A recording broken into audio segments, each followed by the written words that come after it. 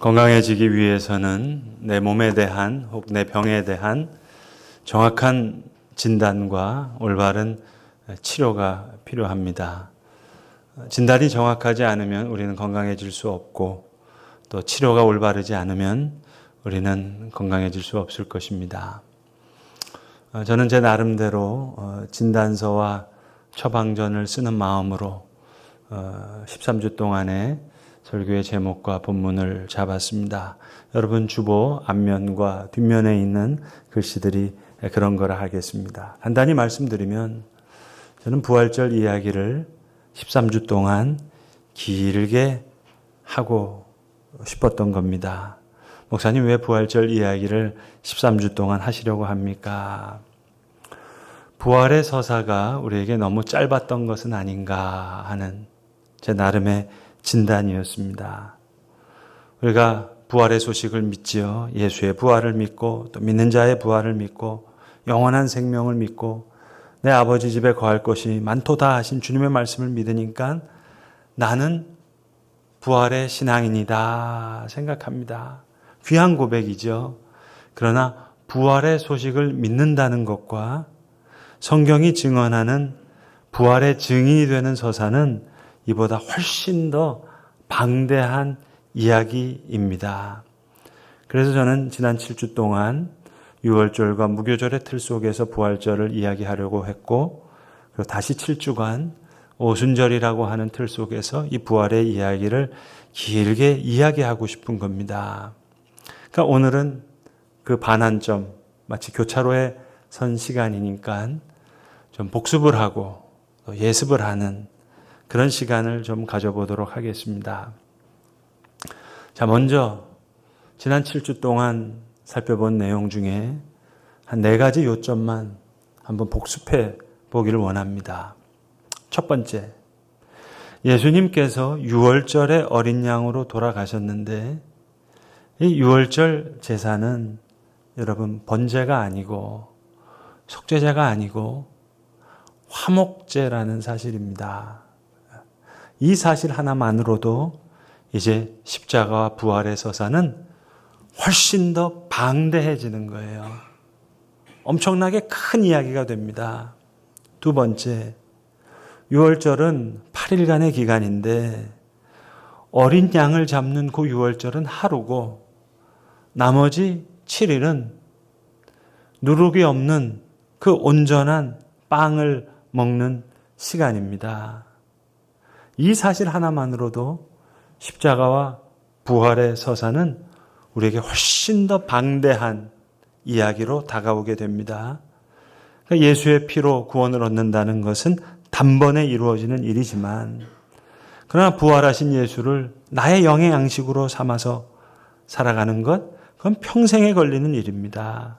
그래서 주님 가르쳐 주신 기도문에도 오늘 우리에게 일용할 양식을 주시고 그거는 아침, 점심, 저녁 굶지 말게 해달라는 기도가 아니라 오늘 우리에게 필요한 영의 양식을 다가올 그 하나님의 나라에서 오늘 우리의 양식으로 달라는 기도입니다. 세 번째, 출애굽한 그 애굽의 땅은요, 노예의 땅, 핍박과 억압의 땅만이 아닙니다. 동시에 그 땅은 달콤한 땅이에요. 마치 황금 수갑과 같은. 그래서 애굽을 나오는 것은, 몸이 나오는 것, 그건 홍해만 건너면 되는 거예요. 그러나 내 속에 애굽됨이 다 사라지는 진정한 출애굽은 40년이 걸리는 거예요. 평생이 걸리는 겁니다. 이것 하나만으로도 십자가와 부활의 서사는 훨씬 더 방대해지는 겁니다. 마지막 네 번째, 복음서가 기록하고 있는 부활절은 예수 부활하셨네, 할렐루야 아멘, 그런 기쁜 부활절이 아니라 오히려 이상한 부활절이에요. 불확실한 부활절이에요. 불안한 부활절이에요. 부활하신 주님을 만났는데도 잘 모르겠어요. 예수님을 너무나 사랑하는 수제자 베드로도 부활하신 예수님을 만나고도 다 때려치우자. 그리고 갈릴리로 가서 물고기를 잡는 겁니다.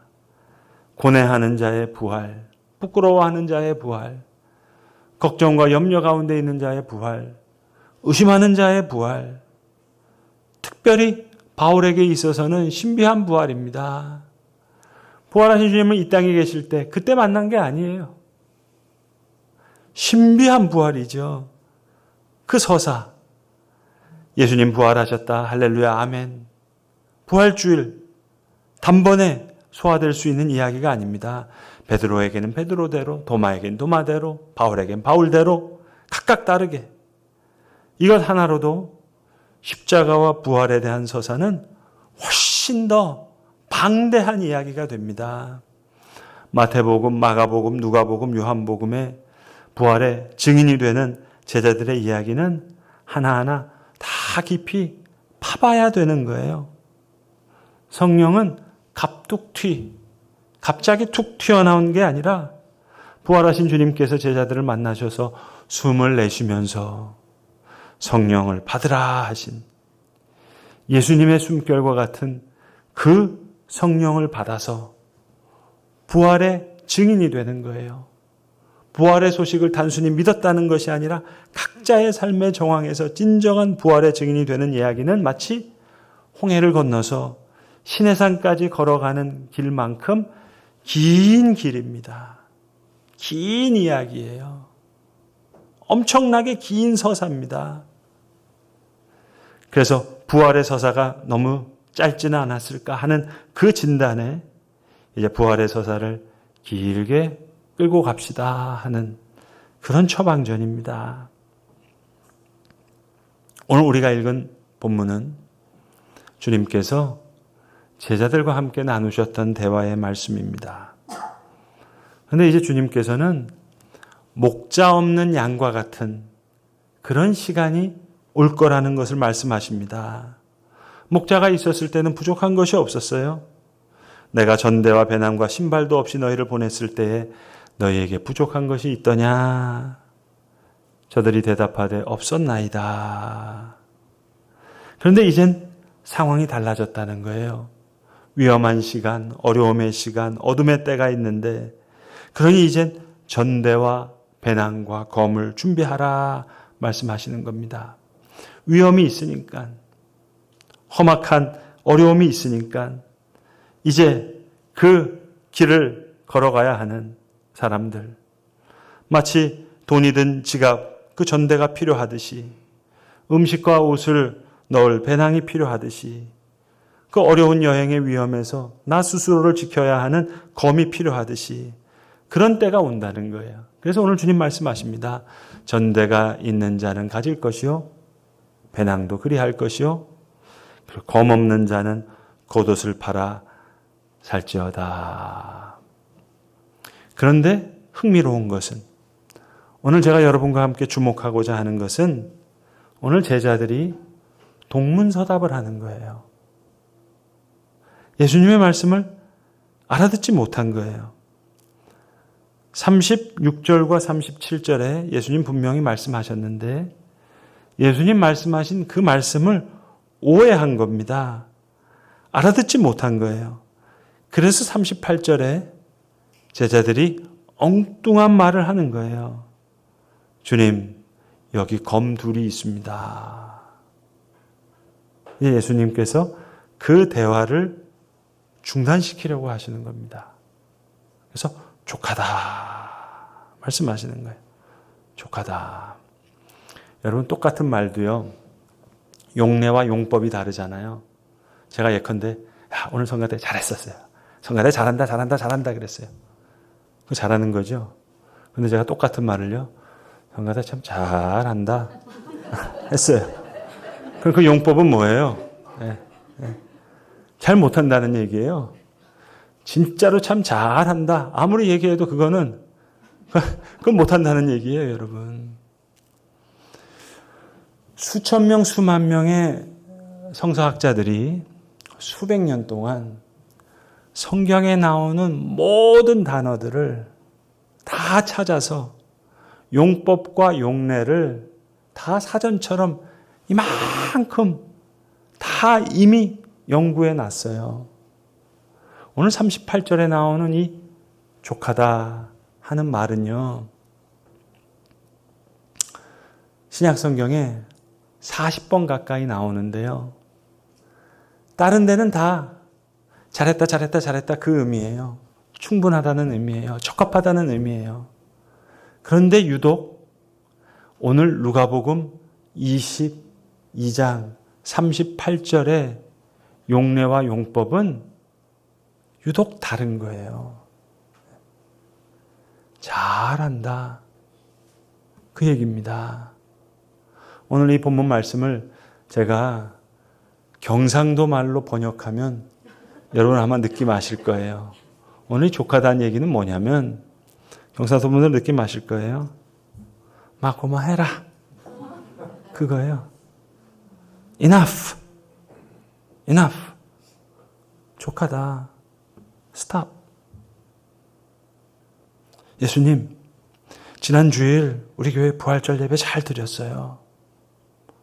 아이들에게 계란도 다 나눠주고요. 우리 성가대 부활절 찬양 4부로 잘 불렀습니다. 예수님, 지난 주일 140년 만에 한국교회가 총연합으로 저 광화문 광장에서 부활절 퍼레이드 많은 사람이 모여서 잘했습니다. 족하다. Enough. Stop.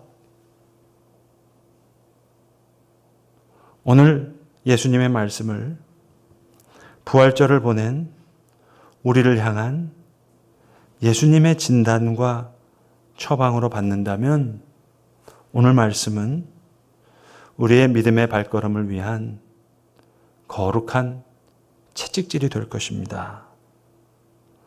전대에 있는 자는 가질 것이고 배낭도 그리할 것이고 검없는 자는 겉옷을 팔아 살지어다. 갈 길이 멀다는 거예요. 그런데 지금 제자들이 여기 검 둘이 있나이다.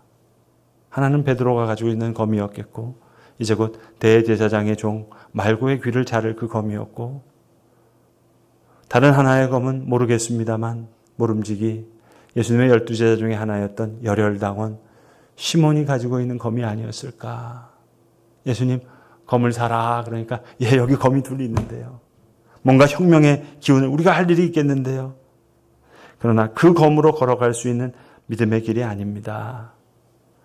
그래서 주님 대답하시되 족하다.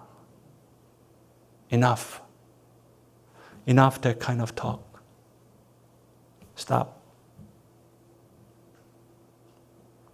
홍해를 건넌 이스라엘 백성들 기뻐요. 너무 놀라워요. 그런데 동시에 불안해요. 구름 기둥과 불 기둥이 나를 인도하는데 불확실해요. 어디로 인도하시는 건지. 그 마음으로 신의 산을 향해 나아가는 겁니다. 긴 걸음을 다시 떼는 거예요. 하나님의 음성을 듣게 되는 그 시간. 하나님과 대면하게 되는 그곳을 향해. 성도 여러분, 오늘 주님의 말씀을 우리를 향한 진단서와 처방전으로 받는다면 전대와 배낭과 검을 준비한 자들처럼 전대를 차고 배낭을 메고 검을 준비하여 먼 길을, 좁은 길을 힘차게 걸어갈 것입니다. 며칠 전에요. 제가 연세대학교 채플 강사로 가서 이제 말씀을 전했는데 그 같은 시간에 바로 한 주 전에 그 채플 강사로 누가 오셨는고 하니 배우 신혜라 씨가 오셨대요. 근데 신혜라 씨가 이제 마이크를 딱 잡았는데 너무 당황하셨대요. 왜? 아이들이 가만히 보니까 반수 이상이 자기를 모르는 것 같더래요. 그래서 너무 당황해서 여러분 혹시 제 남편인 차인표 씨는 아세요? 물어봤더니 역시 반수 이상이 차인표 씨를 모르더래요.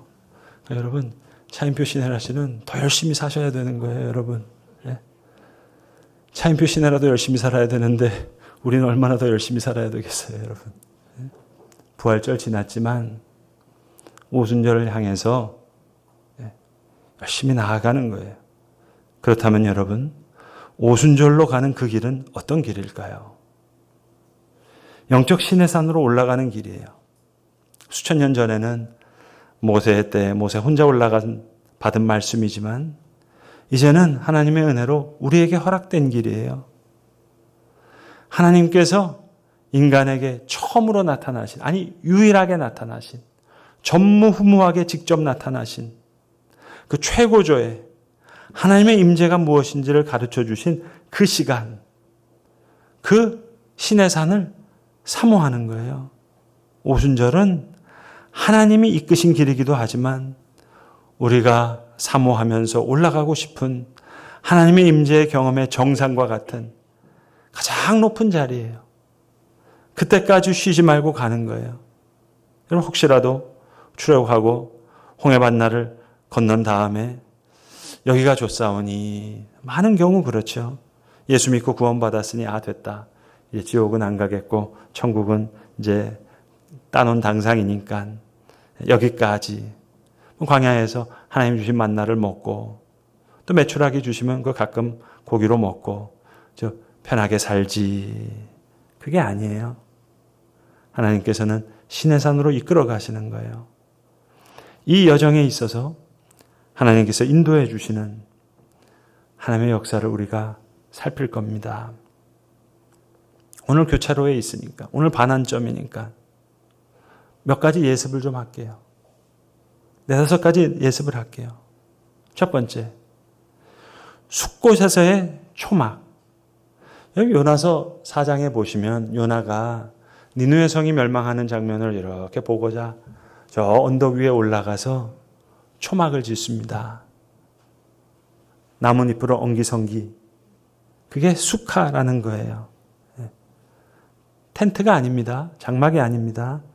태양이 내리칠 때 잠깐 그걸 피할 수 있는, 밤에 추울 때 그 추위를 잠깐 피할 수 있는 그 광야 끝에서 수카를 만든 거예요. 이스라엘 백성들이. 처음으로. 그리고 마지막으로 그 수카를 버리고 구름기둥과 불기둥으로 들어가는 겁니다. 그게 숲곳입니다. 그래서 초막절을 숲곳이라고 부르는 거예요. 수카를 만든 곳, 수카를 버려두고 그리고 하나님의 불기둥과 구름기둥으로 들어간 곳. 그러니까 수카를 버리게 하시고 구름기둥, 불기둥으로 인도하시는 하나님의 공급하심과 하나님의 인도하심과 하나님의 도우심을 믿고 걸어가는 길. 하나님의 공급하심의 신실함과 우리의 염려의 무익함. 무엇을 먹을까 마실까 입을까 염려하지 말라. 신의 산까지 올라가는 그 길은 그러나 하나님의 공급하심을 믿고 걸어가는 길이에요. 그런데 두 번째, 그 짧은 시간에도 불평하는 거예요. 불만하는 거예요. 원망하는 거예요. 괜히 나왔다. 이 모든 것을 통해 하나님께 드려야 할 우리의 진정한 예배는 감사와 찬양의 예배인 거예요. 가장 중요한 영적 훈련이 감사의 훈련인 거예요. 그리고 세 번째, 또 한 가지는 그곳에 나올 때 개인으로 나오라 하신 게 아니에요. 이스라엘이라고 하는 큰 무리예요. 아직 하나님의 계명이 저들에게 내려온 게 아니에요. 홍해는 건넜지만 아직 하나님의 율법을 받지 못했어요. 정식 공동체 민족과 나라로 만들어지지 않았지만 거기까지 가면서 그 길에 같이 걸어가는 영적 동료가 되는 거예요. 영적 도반이 되는 거예요. 그 길을 같이 간 사람, 남녀노소, 심지어는 저 종과 이방인들도 그 길을 같이 갔다면 그 길이 함께 예배로 나아가야 하는 우리 영적 공동체의 모습입니다. 아직 하나님의 영광을 우리는 보지 못했죠. 내가 천국에서 앉게 될 그 자리를 우리는 아직 모르죠. 그러나 나와 함께 옆에서 예배하고 있는, 함께 걸어가야 할 이 사람들이 신의 산에 함께 같이 올라가야 할 사람이고, 또 신의 산에 올라가는 그 길에 쓰러지고 넘어지면 서로 일으켜줘야 될 그 사람인 겁니다. 네 번째, 그런데 사람들은 계속해서 애굽의 빵을 그리워하는 거예요. 애굽에서 먹었던 과거의 삶에 대한 그리움, 또 세상의 삶에 대한 우리의 어쩔 수 없는 집착. 그러나 신의 산으로 가는 계속해서 더 귀한 곳, 더 소중한 곳, 그것을 바라보면서 나아가는 거예요.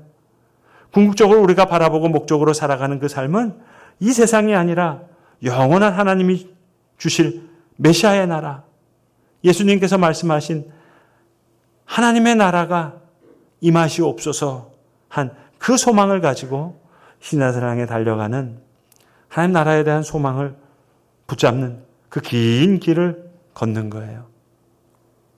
자, 그럼 다섯 번째, 결론적으로 우리는 그 길을 어떻게 가야 되느냐? 오늘 걸어가야 되는 거예요. 주님과 동행하는 걸음을.